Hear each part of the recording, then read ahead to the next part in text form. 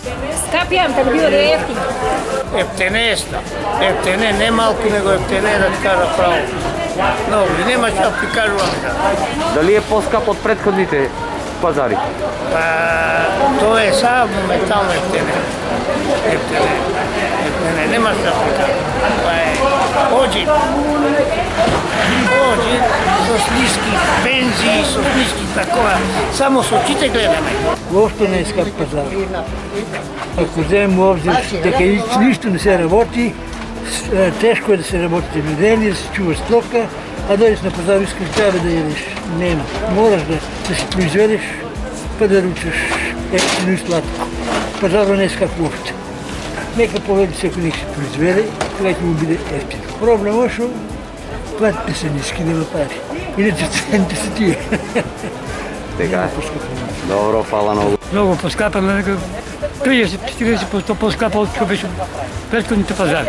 Спремаме се за великденските празници, да, спремаме се само без излегуване, дома. Не е скъп. Добър. Пазарът е добър. Нека иде да го произведе, че види колко кошта. Що най-често купувате за великденските празници от пазарот? Салати, тия работи, краставички. А яйцата според вас дали са скъпи? Не са скъпи.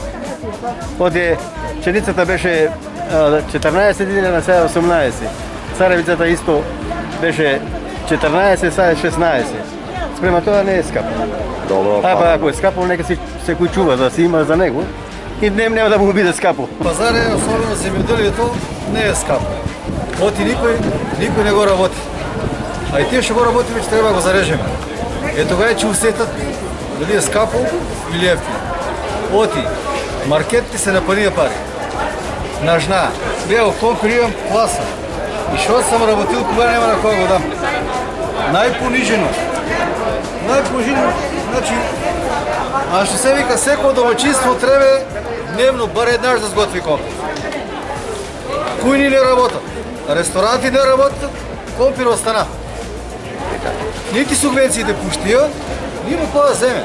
Маркетите и молене чати има си компир от увоз. И значи наше не го рачуна като за производ. Сега е по-голяма потрочната от предходните пазаре. Тази година, значи, и усетили се от Великден. Додат зима. Дали са сголемени цените на яйцата или са исти? Не, истата цена. Пристойни. Да може всеки да си купи. Иначе купува, луѓето купуваат и така. Дали са сголемени цените на яйцата? Не се. Не се сголемени цените на яйцата. Оти знам и предходно кога били и сега. Пред Велиден е малко по-раздвижено, па ќе видим. Ќе ви здрави.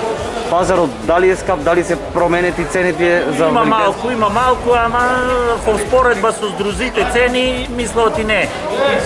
Що най-често купуваат беровчани во пресред на великденските празници?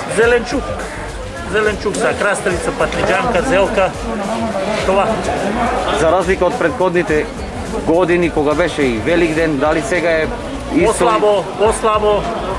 по-слабо оцеленост на населението е по-слабо.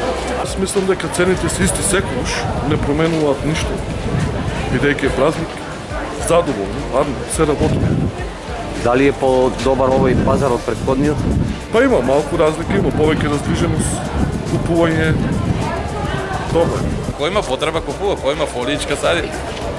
Скапи ли се? Разсадите. На свето е скапо, на мен не е. За разлика от предходния път, сега дали има по-голема посетеност на свет? Има, по пазар има посетеност по-голема, ама още е студено, не сада цветов. Студенка. От кога че почне да се сади това, според вас? И по времето чекаш. Зема да стопли, зема да сада.